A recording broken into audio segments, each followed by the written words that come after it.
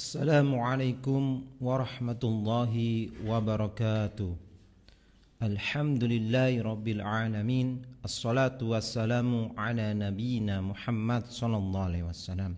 Allahumma salli ala Muhammad wa ala alihi wa ashabihi wa man tabi'ahum bi ihsani ila yaumiddin. Pemirsa Al-Makna dimanapun berada, kita bersyukur kepada Allah Subhanahu wa taala karena kita masih diberikan kesempatan sehingga masih bisa menambah amal ibadah kita. Shalawat serta salam tetap tercurahkan kepada Nabi kita Muhammad SAW, yang mana beliau telah menunjukkan kepada kita dan telah membimbing kita ke jalan yang benar. Kita teruskan materi kita seputar akidah. Kita sudah masuk bab yang ke-6, Al-Babu As-Sadisu, bab yang ke-6, yaitu al-imanu bil qada'i wal qadari, yaitu beriman terhadap qada dan qadar.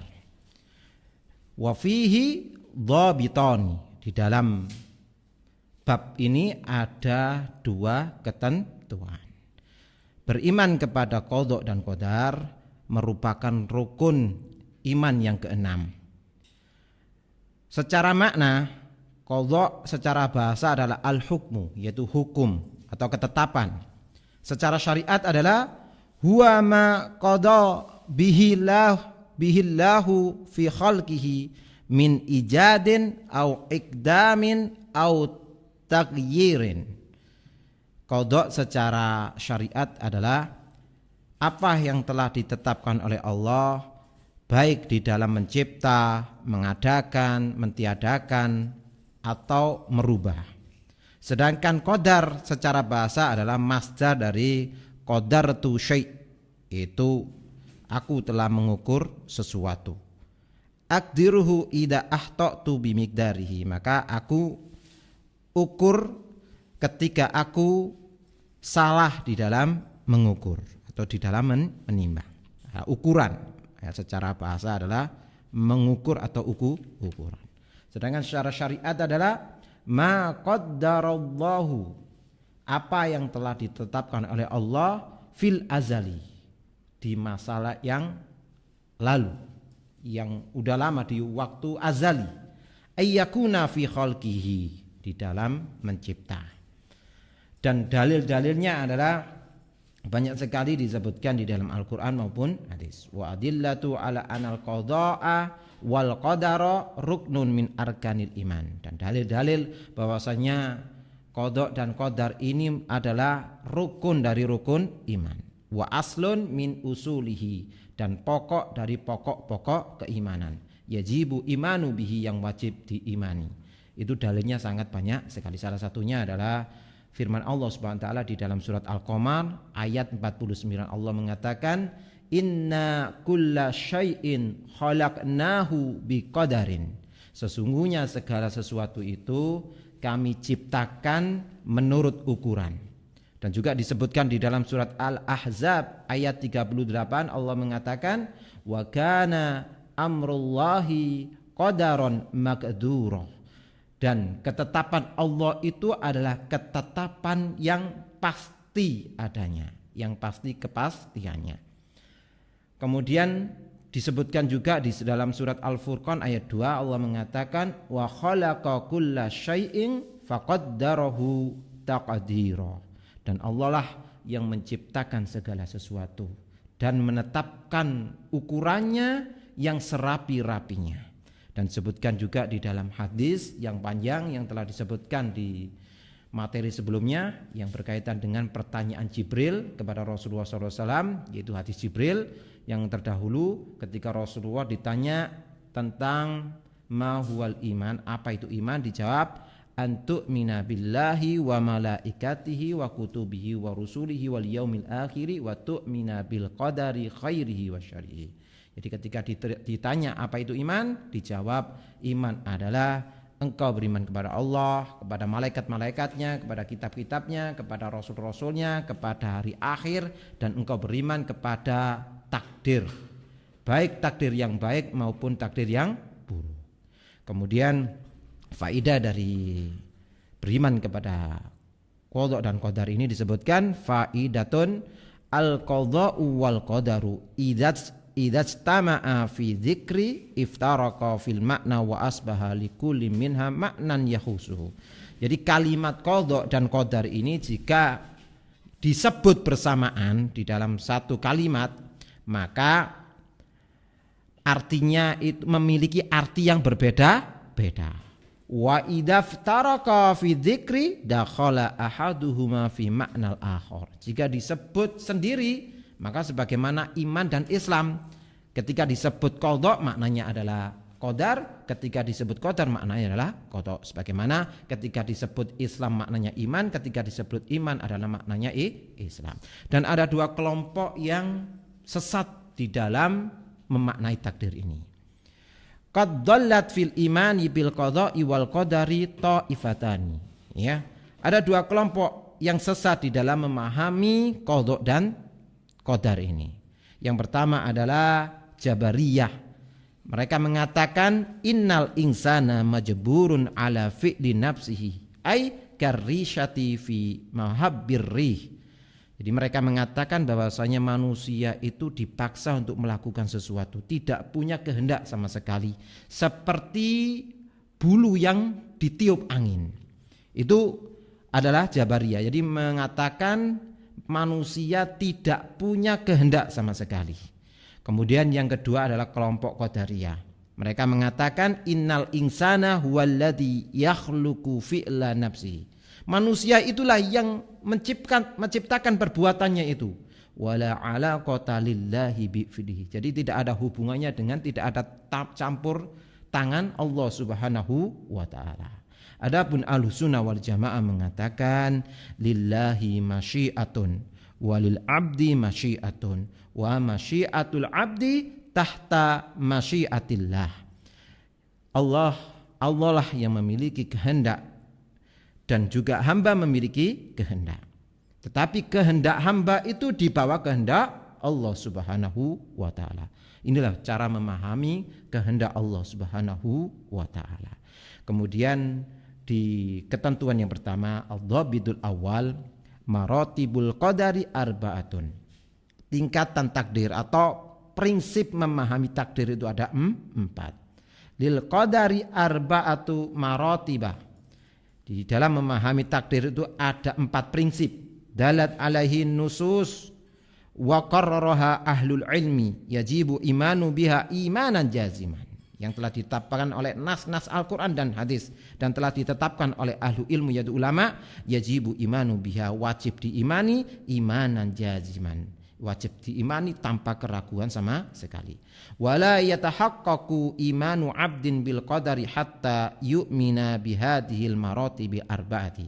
Maka tidak terrealisasi iman seorang hamba terhadap takdir hingga terpenuhi 4 prinsip ini. Yang pertama adalah al-ilmu. Yang pertama adalah ilmu. Jadi mengimani bahwasanya Allah Subhanahu wa taala mengetahui sesuatu yang ada maupun yang belum ada, sesuatu yang memungkinkan bagi manusia maupun yang mustahil bagi manusia. Wa ahadha bidzalika ilman, maka ilmunya Allah meliputi segala sesuatu, baik yang sudah ada maupun yang belum ada. Wa ma lam yakun law kana kaifa yakun, dan Allah mengetahui yang belum ada itu bagaimana ada. Allah Subhanahu wa taala berfirman di dalam surat At-Talaq ayat 12, Allah mengatakan lita'lamu annallaha ala kulli syai'in qadirun wa annallaha qad ahata bikulli syai'in ilma. Agar kalian tahu bahwasanya Allah Maha Kuasa atas segala sesuatu. Wa annallaha qad ahata bikulli syai'in ilma. Dan sesungguhnya Allah ilmunya itu meliputi segala sesuatu. Dan juga disebutkan di dalam hadis yang diriwayatkan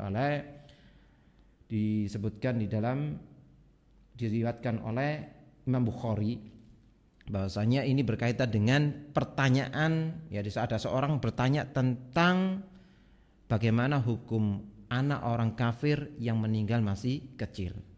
Maka disebutkan di dalam hadis ini, faqala Allahu id khalaqahum a'lamu bima kanu amilin.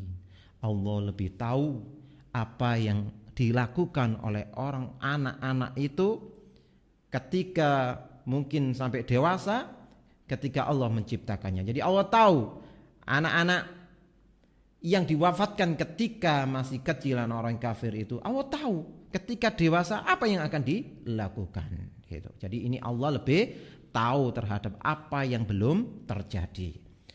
Kemudian yang kedua, prinsip yang kedua di dalam mengimani takdir adalah al-kitabah. Mengimani bahwasanya semua yang terjadi maupun yang belum terjadi itu sudah tercatat di Laul Mahfuz.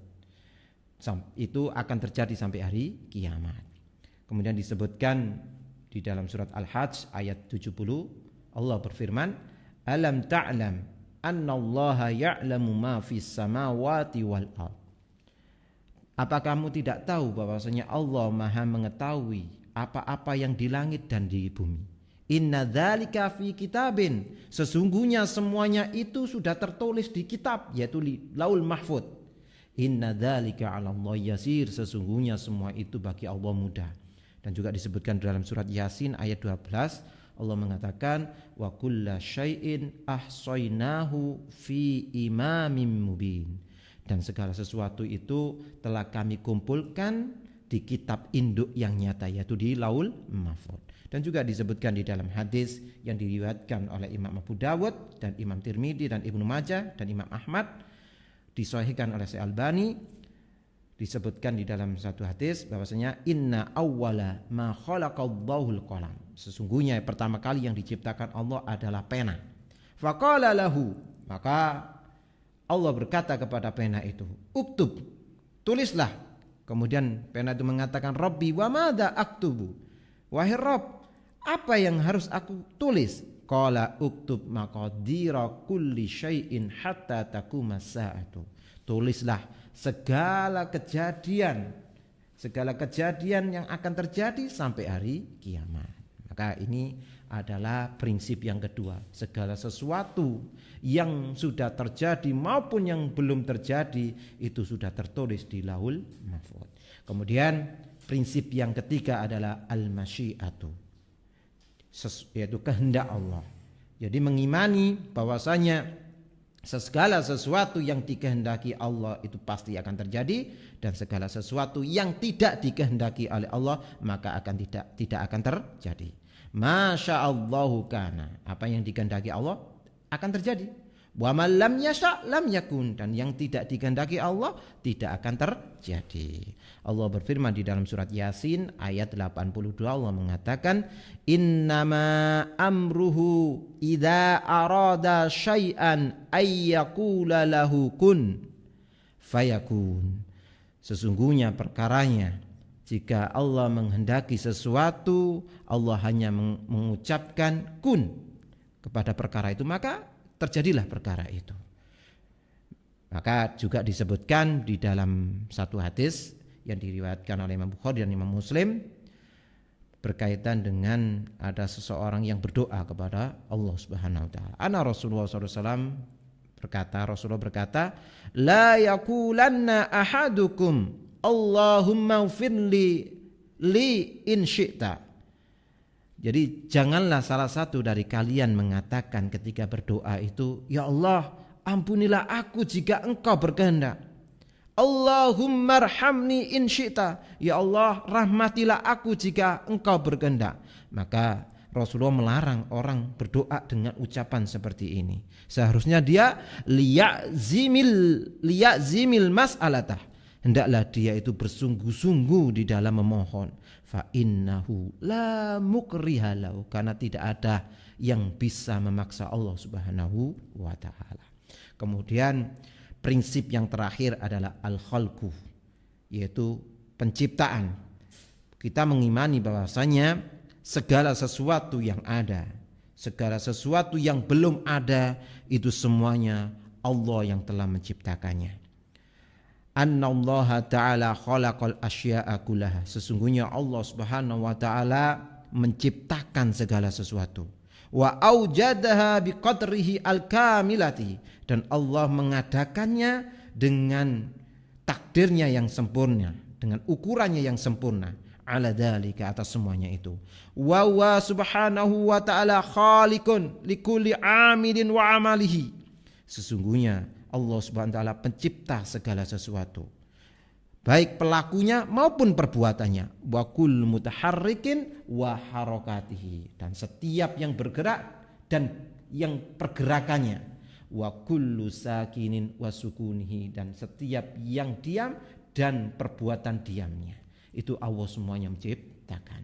Allah Subhanahu wa taala berfirman di dalam surat Az-Zumar ayat 62. Allah mengatakan, Allahu khaliqu kulli syai' wa huwa ala kulli syai'in wakil. Allah lah yang menciptakan segala sesuatu, dan Allah lah yang memelihara segala sesuatu itu. Dan juga disebutkan di dalam surat As-Saffat ayat 96, Allah mengatakan, wallahu khalaqakum wa ma ta'malun. Dan Allah lah yang menciptakan kalian dan apa yang kalian lakukan. Jadi mereka yang menciptakan Allah, dan perbuatan mereka juga Allah yang menciptakan. Disebutkan di dalam satu hadis yang diriwayatkan oleh Imam Bukhari di dalam kitab Sahihnya dari sahabat Imran bin Husain radhiyallahu anhuma, qala, dia berkata, qala Rasulullah sallallahu alaihi wasallam, Rasulullah SAW bersabda, kana Allahu wa lam yakun syai'un ghairu. Ini berarti sini berkaitan dengan awal penciptaan segala sesuatu ini. Jadi Allah itu ada sebelum lainnya itu ada. Jadi Allah itu maha huwal awwal wal akhir. Allah itu maha awal dan akhir. Wa kana arsyuhu 'alal ma'i, dan arsy-Nya Allah itu di atas air. Wa kattaba fi dzikri kulla syai', dan Allah tulis di dalam Laul Mahfuz segala sesuatu yang akan terjadi. Wa khalaqas samawati wal arda, dan Allah ciptakan langit dan bumi. Maka di sini disebutkan oleh penulis kitab, fayajibul imanu bihadhil maratibi al-arba'i liyatahaqqaqa al-imanu bil qadari. Maka wajib mengimani prinsip-prinsip 4 ini agar merealisasikan iman kepada qada dan qadar. Inilah yang bisa saya sampaikan berkaitan dengan iman kepada takdir, yaitu bab yang ke-6. Insyaallah kita di pertemuan akan datang kita akan bacakan tentang macam-macam takdir. Semoga bermanfaat. Wa akhirul kalam. Assalamualaikum warahmatullahi wabarakatuh.